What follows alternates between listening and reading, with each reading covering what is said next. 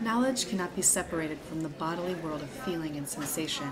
Knowledge is bound up with what makes us sweat, shudder, tremble, all those feelings that are crucially felt on the bodily surface, the skin surface where we touch and are touched by the world.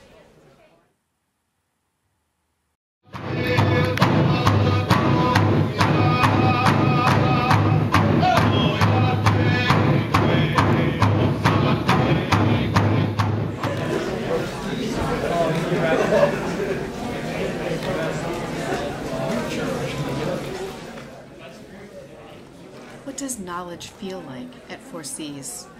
How can we understand the body's relationships to acts of writing, knowing, and learning? How do emerging theories of embodiment impact writing pedagogy? What does embodied rhetoric look like? How can we represent embodied knowing in such a way as to theorize about it?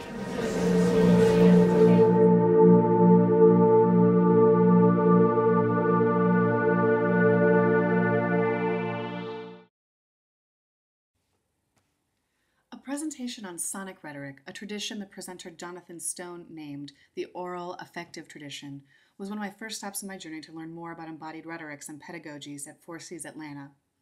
Sonic rhetoric argues that sound itself, particularly the tenor of the voice, is rhetorical. Modulations of the voice were valued as a primary means of moving audiences, stirring the proper emotions conducive to the speaker's desired action, as it was understood that emotional response was the gateway to knowledge. Working against what he sees as a visualist hegemony in histories of rhetorical study, Stone pointed to the sonic residue available in canonical classical rhetoric.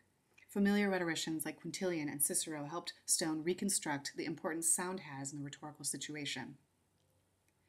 Sonic rhetoric places primary importance on a mode of the body, the voice, as a significant rhetorical force, and furthermore demonstrates how rhetorical bodies affect and move other bodies and other affects. A fascinating panel on material rhetorics provided me another insight into the theoretical field of embodiment. All three panel presenters worked through some core material about materiality and the role things play in rhetoric. At its core, material rhetoric supposes that material things impact the rhetorical ecology, giving us an object-oriented rhetoric. In any given situation, human agents can never be in full control of discourse. Rather, subjects become actants rather than agents as they interact with the material dimensions of the rhetorical ecology. With an emphasis on vision, space, action, production, and circulation, material rhetorics disrupt the idea of a discrete, contained agent, and therefore raise issues of rhetorical responsibility when discourse is also shaped by things.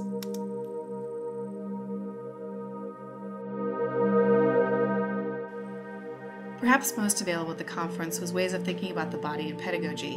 Panelists showed us how to incorporate theater games and techniques into the writing classroom, emphasize the deep interrelationship of movement and thinking, and discuss teaching as embodied performance. After attending session after session and hearing slightly different terminology, embodied teaching, embodied nuances, pedagogical performances, embodied speech, body genres, corporeal literacy, I became utterly and productively disoriented. I wrote in my notes, okay, what do we really mean by embodiment? What's the opposite of embodiment? What's at stake when we talk about it or attempt to enact embodied pedagogy?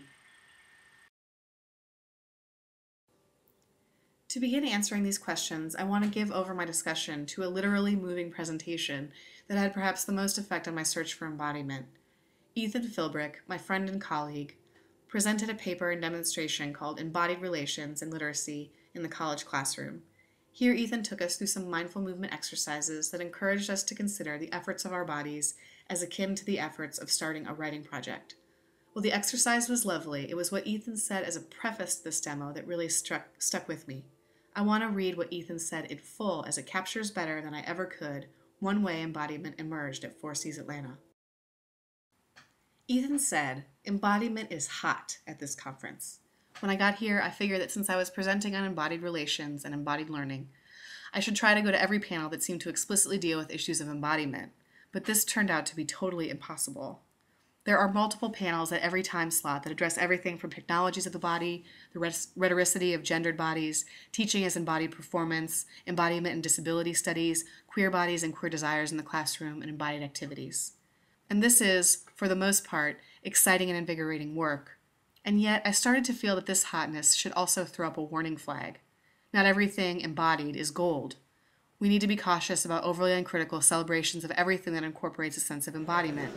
Just where is this popularity coming from? Embodiment is not just about how getting into our bodies will enliven our classrooms. Embodiment can also be about pain, antagonism, domination, containment, and histories of rendering certain people as only bodies.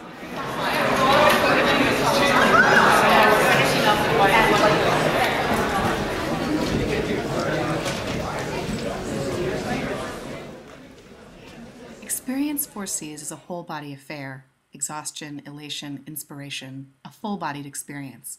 So to my travel mates I ask, how do you feel right now? This is what they said.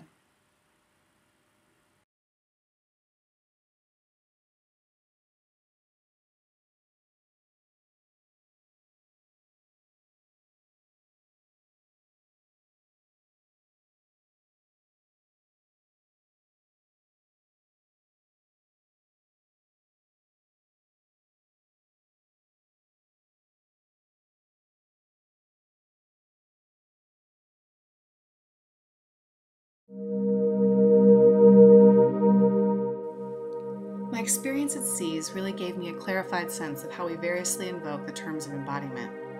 What I show here is an initial mapping, a sense of how it seems we're thinking about the body in rhetoric and composition.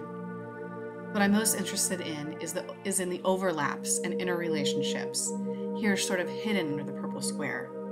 As embodiment becomes more and more central to our thinking about rhetoric, writing, and knowing, the relationships between these bodies of knowledge about the writing body can come into focus.